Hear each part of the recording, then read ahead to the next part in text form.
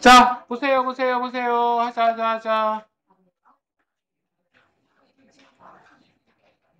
자, 우리가 지난 시간에 조일수호조규, 강화도 조약이라는 이름으로도 불리는 조일수호조규에 대해서 얘기를 했었는데, 일단 조일수호조규, 강화도 조약으로도 불리는 조일수호조규 내용을 하나하나 살펴보도록 하겠어요.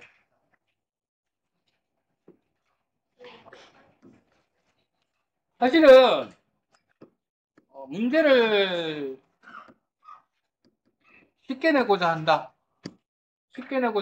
그리고 여러분들이 중학생들이다. 어리던 중학생들이다. 라고 하면은 사실 이거 자체를 분간해야 되는, 구별할 수 있는 식으로는 문제를 출제하지 않겠죠. 그렇지만 여러분들은 이미 고등학생이고 만약에 출제자가 시험을 조금 어렵게 내고자 한다라고 하면 구분할 수 있어야 돼요. 각각의 조약이 어디에 박혀 있는 건지, 어디를 내용물로 있는 건지 알고 있어야 돼요. 그래서 조금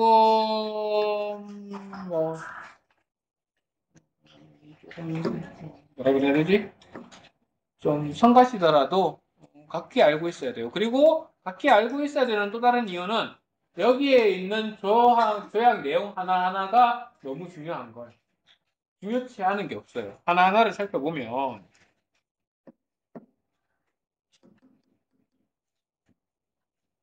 조일수어족의 본 내용부터 살펴보면 조선은 자주국가로서 일본국과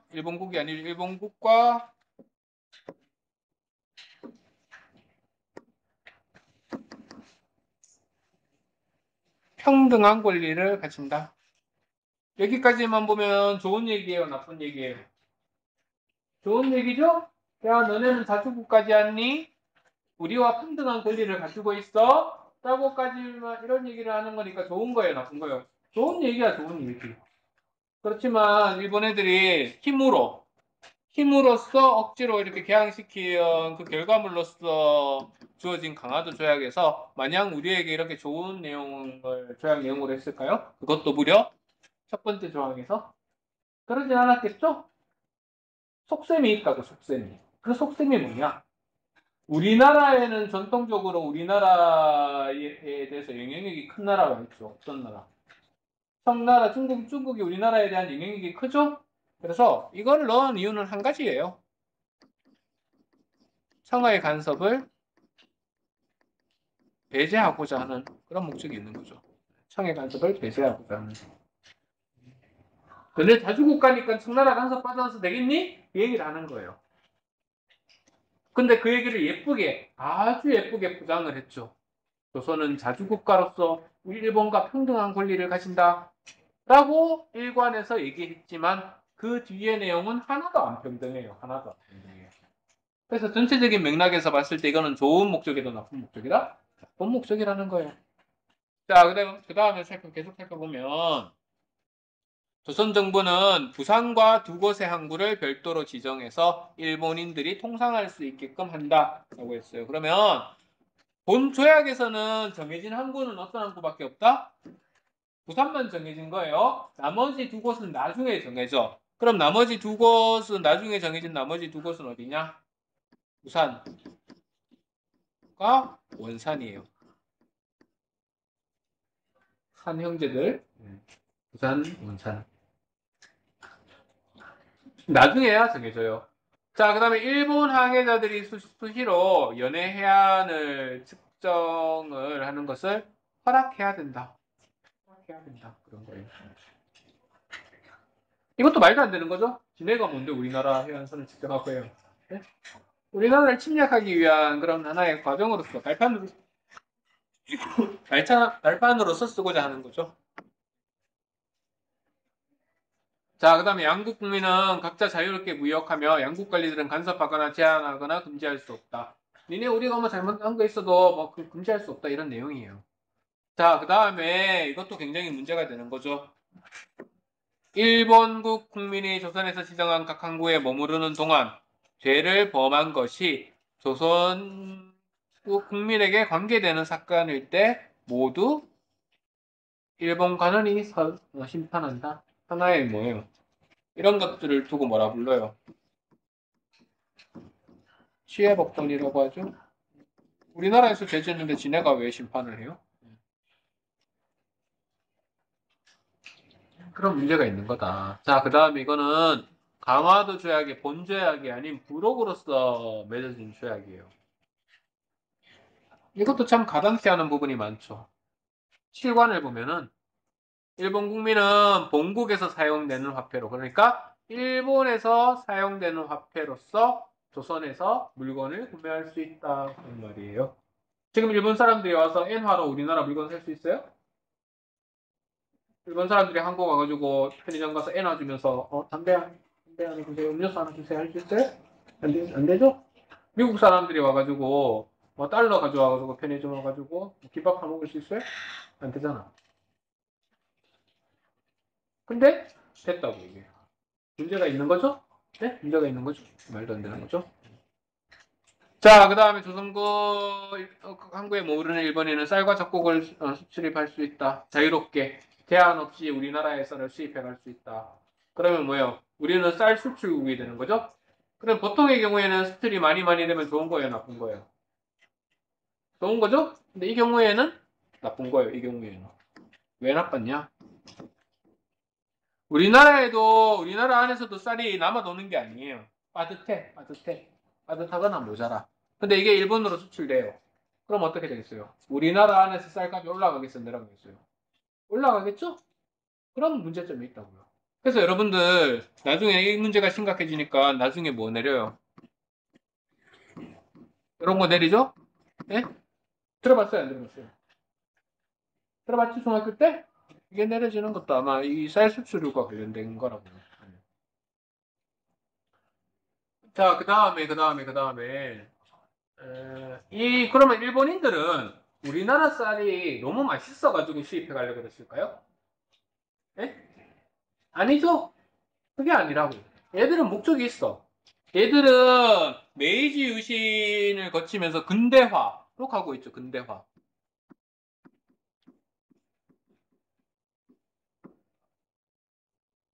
그럼 이 근대화로 가는 데 있어서는 두 가지를 해야 돼요. 첫 번째로는 근대 국민국가를 만들어야 돼. 근대 국민국가는 어떤 국가냐? 국민들이 주권을 가진 국가. 전근대 사회는 그 주권을 국민들이 가지고 있어요? 네? 백성들이 주권자예요? 아니야, 누가 주권자예요? 왕이지, 왕. 왕을 비롯한 그 지배층들. 우리나라로 치면 뭐 양반, 일본으로 따지면 무사들이 있을 거고. 그렇죠? 그런 사람들이 주권자죠. 백성들이 주권자가 아니에요. 근데 근대적인 국민국가 만드는 게 첫 번째예요. 근대화에 들어가는 거. 그 다음에 두 번째로는 경제적으로는 뭐겠다? 산업화요. 그러면 일본은 메이지 유신 끝에 근대화를 추진하는데 이 두 개 중에 특히 어디에 더 치중하겠어요? 네? 이거에 더 치중을 한다고. 이거에는 그냥 관심을 기울이는 척 하는 거고, 요거 만드는 거는. 왜냐하면 애들도 기득권을 유지하고 싶으니까. 보다 관심을 기울이는 건 이거라고요. 근데 이거를 하려 그러면은 초기에 자본을 쌓으려면은 이 자본가들, 그러니까 산업 자본가가 육성이 돼야 된다고. 이 사람들을 보호해주는 정책을 써줘야 된다고요, 자본가들을. 그래야 얘들이 자본을 쌓고 얘들이 쌓은 자본력으로 뭐예요? 공장도 더 많이 짓고 할 수 있잖아요. 특혜를 줘야 되는 거야. 어떤 식의 특혜? 임금을 낮게 고정시켜 주는 거야. 임금을 낮게. 근데 여러분들 임금을 낮게 고정시켜 줘야 되는데 쌀값 더럽게 비싸. 그러면 임금을 낮게 고정시켜 줄 수 있어요? 네? 월급 조금 줄 수 있냐고. 쌀값이 더럽게 비싼데. 그럼 노동자들 다 굶어 죽잖아. 월급을 조금 주더라도 그 먹고 살 만큼은 조금 줘야 될 거 아니야. 그 정도는 줘야지. 그래서 뭐예요? 낮은 쌀값을 유지하려고 어떻게 하냐면 우리나라 쌀을 싼 값에 대거 이제 사가려고 하는 거죠. 그게 이제 이거의 목적이야. 산업화를 추진하는 데 있어서 산업 자본가들을 보호해주기 위한 이 사람들에게 혜택을 주기 위한 수단으로서 우리나라의 쌀을 마음껏 사갈 수 있게 된 거고 그 결과물로서 우리는 우리나라 안에서 쌀값은 비싸지게 되는 거고 쌀이 모자라지니까 어떡 한다. 우리는 오히려 중국이나 이런 데서 잡곡을 수입해가지고 먹고 이런 거예요. 그런 문제점이 있었다 그런 거죠. 자, 그래서 살펴보면 그 내용을 살펴보면 강화도 조약은 조선이 외국과 맺은 최초의 근대적 조약이었지만 일본에 유리한 불평등한 조약이었다. 그래서 이 조약에서는 조선이 자주국으로 명시되어 있지만 청나라의 간섭을 배제하고자 하는 목적이었다. 이미 얘기했어요. 그 다음에 부산을 비롯한 세계 항구를 개항하고 일본 상인들의 자유로운 무역 활동을 보장했다. 연안 측정권을 가져갔다. 영사재판권, 치해복권도 인정했다. 이처럼 일본의 침략성을 담은 게 뭐다? 조일수호 조규. 강화도 조약으로도 부르는 조일수호 조규죠. 자, 그 다음에 부록에서는 개항장에서 일본인의 조개, 거류지가 설정이 됐고, 그 다음에 일본 화폐의 유통이 허용됐고, 양복이 무제한으로 유통되는 게 가능해졌다. 이런 거죠. 자, 그 다음에 무역 규칙에서는 어떤 혜택을 또 주게 되느냐, 일본에 관세를 부과하지 못해요. 무관세야, 무관세. 이걸 달리 얘기하자면 무관세죠.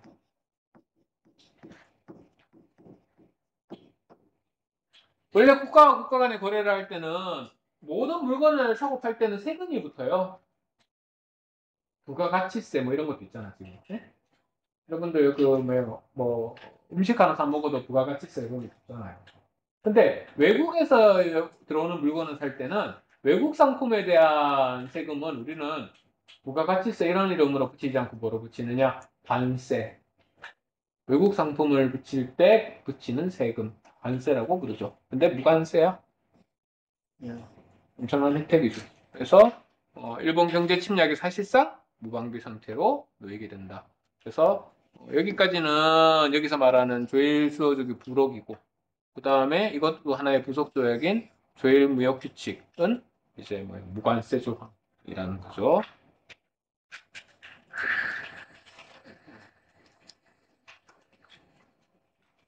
자, 그 다음에 일본이랑 우리랑 이 조약을 맺은 뒤에 서양에 있는 국가와도 하나하나 근대적인 조약을 맺고 개항을 하게 돼요. 그 나라에 대해서도. 그 첫 번째 서양 국가로서 최초의 우리의 그런 교류 대상이 되는 나라가 어떤 나라냐? 미국이에요. 그러면 우리가 서구 열강 수많은 나라들 중에 하필이면은 미국을 가장 그, 어, 통상대상으로 정한 이유가 있을 거 아니에요, 이유가. 그렇죠? 미국을 꼭 집어서 먼저 정한 이유가 있을 거 아니에요. 여기도 나오잖아요. 보세요. 개항하자마자 미국도 조선과 수교를 추진했고, 그 다음에 조선 내에서도 미국과 조약 체결에 대한 필요성이 제기됐다. 뭐 미국이 맺자고 하는 거는 그동안은 그전에도 뭐 압박이 있기도 했고, 근데 우리도 우리 안에서 뭐예요? 우리도 미국과 통상을 해야 된다라는 주장이 됐다고. 그 이유는 뭐냐?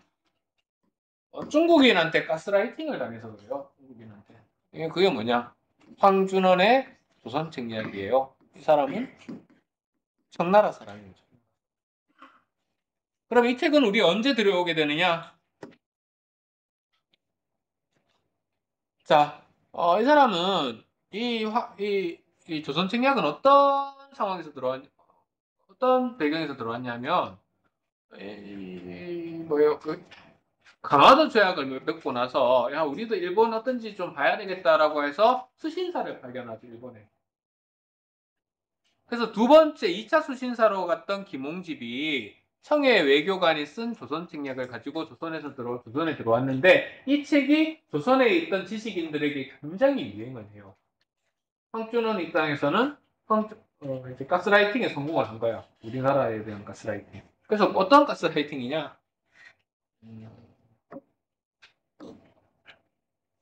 자, 이 사람들 입장에서 당시에 중국인들 입장에서는 이 러시아가 동아시아로 이렇게 세력을 넓혀오는 게 굉장히 좀 불안한 거예요. 왜냐하면 영국이나 프랑스도 청나라를 많이 괴롭히긴 했지만 이런 나라들은 청나라와 국경을 접하고 있지는 않잖아요. 근데 러시아는 당시에 강대국이면서 청나라와 국경까지 접하고 있어요. 그러면 뭐예요? 우리 입장에서도 그렇고 청나라 입장에서도 그렇고 러시아가 굉장히 경계 대상이 되겠죠. 그래서 그런 청나라 사람들, 중국인들의 입장을 반영한 중국인들의 이해관계를 반영한 그 책이 조선 책략이에요. 거기서 뭐라고 하고 있느냐? 러시아를 막을 수 있는 조선의 책략은 무엇인가? 그래서 이런 주장을 해요. 그 뒤에 어떤 주장을 하게 되느냐?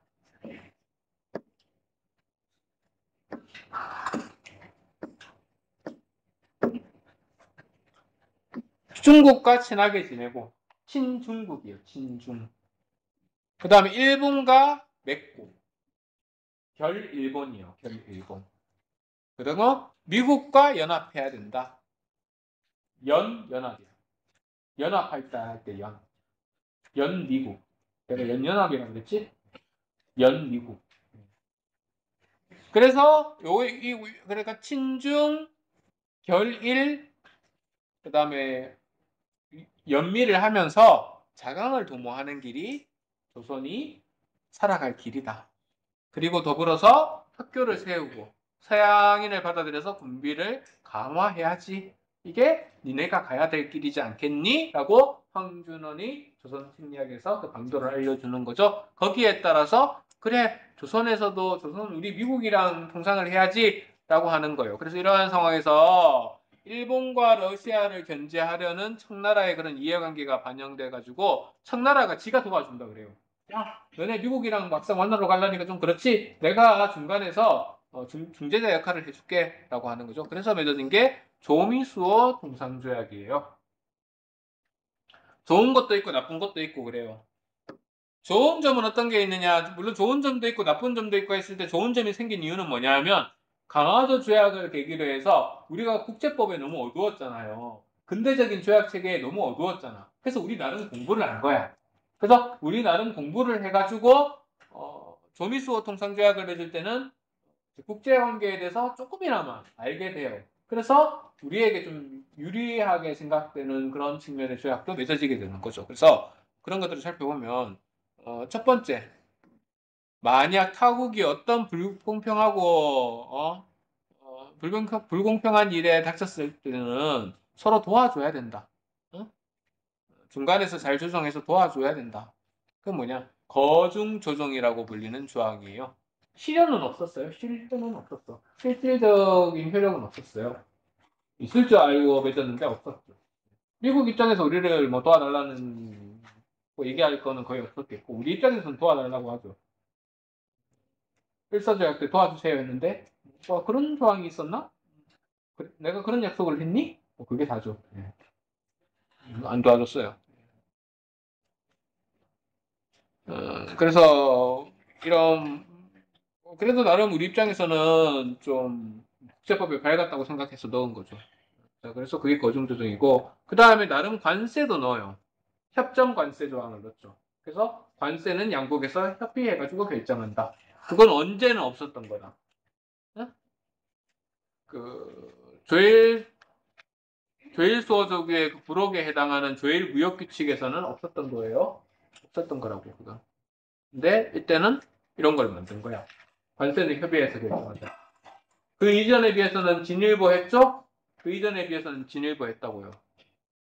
그 다음에 안 좋았던 거는 뭐냐 하면 최혜국 대우와 영사재판권을 인정한 불평등 조약이었다. 이거는 일본과 맺은 영사재판권 같은 경우에는 일본과 맺은 강화도 조약에도 이 내용이 있었죠? 네? 일본 관원이 심판한다고. 근데 이거는 일본과 조약을 맺을 때는 없었던 거야. 왜냐하면 뭐야? 일본도 이런 좋은 일본 입장에서 이렇게 좋은 규정이 있다고 하는 것을 미리 알았으면은 일본 입장에서도 아마 이걸 넣었겠지. 근데 일본도 뭐예요? 아직 근대적 문물에 그래도 그다지 많이 밝지는 않았다. 그런 거죠. 나쁜 짓을 배우긴 배웠는데 어깨 너머로 배워서 아직 완전히 배우지는 못했다는 거예요. 그래서 근데 미국 애들은 이런 걸 잘 아니까 이걸 넣어. 그러면은 이 나쁜 이 최애국 대학은 뭐 어떤 걸 최애국 대학이냐 하면 일단 미국이 여러 가지 본인에게 유리한 특혜 조항을 넣어가지고 조약을 맺었을 거 아니에요. 근데 나중에 뭐 프랑스라든지 러시아라든지 영국이라는 나라가 들어올 때 그 나라들이 만약에 조선으로부터 어떤 특혜, 어떤 권리를 얻어간다. 고 하면은 그것도 소급시켜가지고 나한테도 적용해줘야 된다라는 게 최애국 대우야. 특혜를 다른 나라한테 주면은 그 준 특혜를 다른 나라한테만 준 거야 아니라 나한테도 줘야 돼라는 게 최애국 대우라고요. 좋은 거, 뭐 미국 입장에서는 좋은 거죠. 그래서 뭐예요? 죄악 체결한 이후에 한국가가 다른 우리나라 입장에서 맺으면 우리나라죠. 조선이 다른 나라에게 더 좋은 조건을 허용할 경우 죄악을 개정하지 않고 미국에게도 자동적으로 부여하는 거다. 그런 거죠. 회국 대우요. 불평등한 조약이죠. 우리가 특별히 다른 나라한테만 특혜 줄 수도 있잖아. 우리나라의 이해관계에 따라서. 근데 뭐예요? 체육제가 있으면은 그 나라한테 또 줘야 되는 거야. 그 권리를.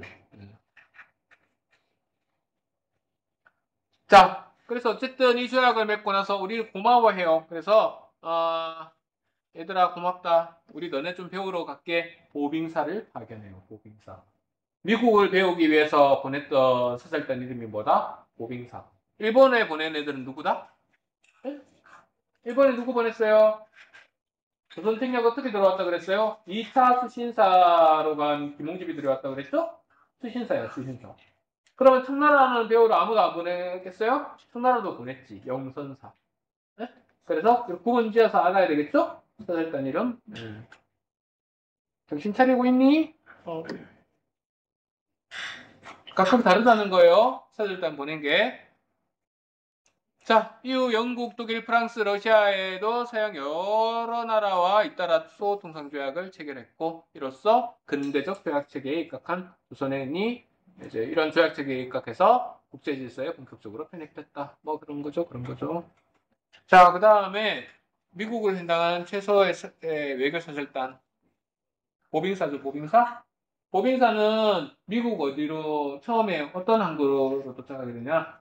처음에 미국의 첫 도시로 방문한 게 샌프란시스코예요. 지금 이종우가 있는 동네죠? 네, 샌프란시스코 자이언츠. 그 동네에 갔다가 고기를 거쳐가지고 어디로 갔냐? 워싱턴으로 가서 이제 미국 대통령과 만나게 되는 거죠. 네. 뭐 그런 내용들 그냥 여러분들이 보면 되는 거예요. 그다음 만국공법은 뭐냐 하면 국제법을 다룬 책이에요. 그래서 원래는 미국의 헨리 휘튼이라는 사람이 외교법과 관련된 내용을 적어서 국제법의 원리라는 책으로 내놔요. 출판을 해요. 근데 이게 중국에 건너올 때 번역될 때는 뭐라고 번역되느냐? 제목이 만국공법 이런 식으로 번역이 됐고 헨리 휘튼이 쓴 이 책이 우리나라 들어올 때도 만국공법이라는 이름으로 들어오게 되는 거죠. 네. 그래서 요거를 좀 배우고 나니까 우리 뭐예요? 미국이랑 조약 맺을 때는 우리 배운 거 좀 나름 써먹었던 거예요. 뭐 그런 내용이에요.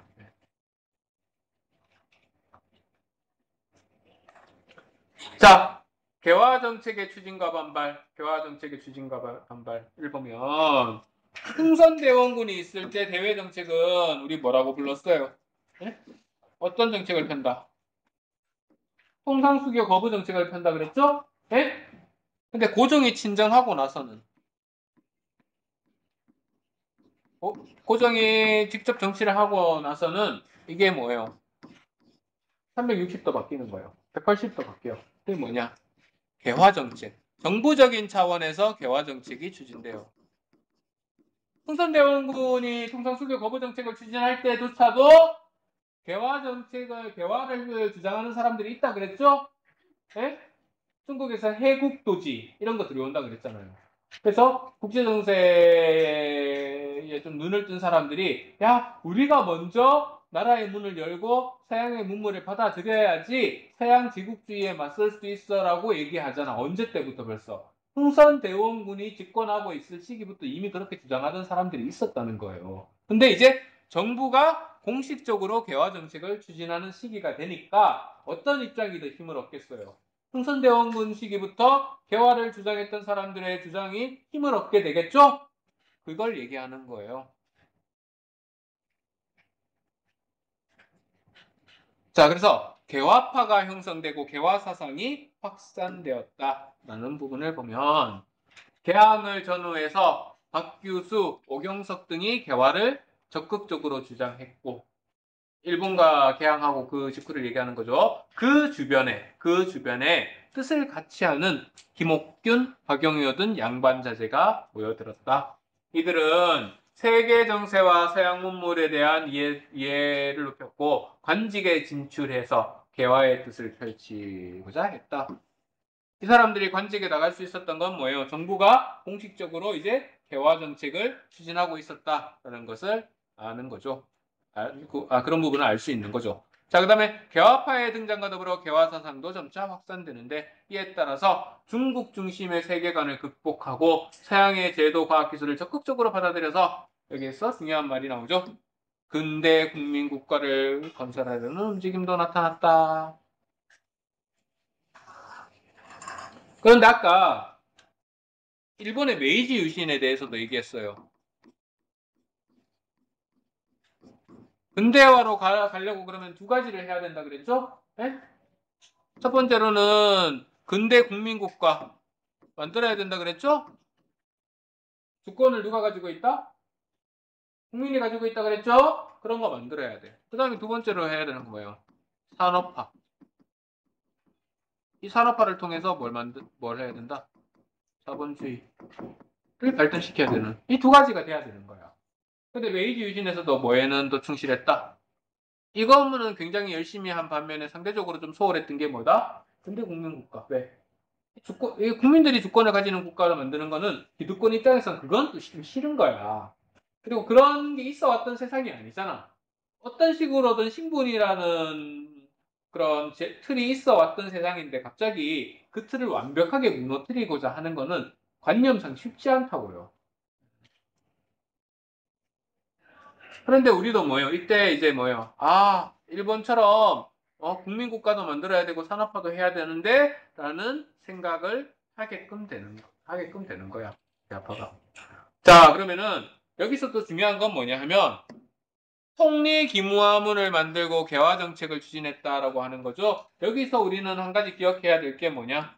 바로 통리기무화문이에요. 아까 얘기했어. 개화정책이 소수의 지식인들에 의해서 이제 주장되는 게 아니라 고정이 집권하고 나서는 정부가 공식적인 차원에서 개화정책을 추진한다 그랬어요. 정부적인 차원에서 추진된다 그랬어요. 개화정책이.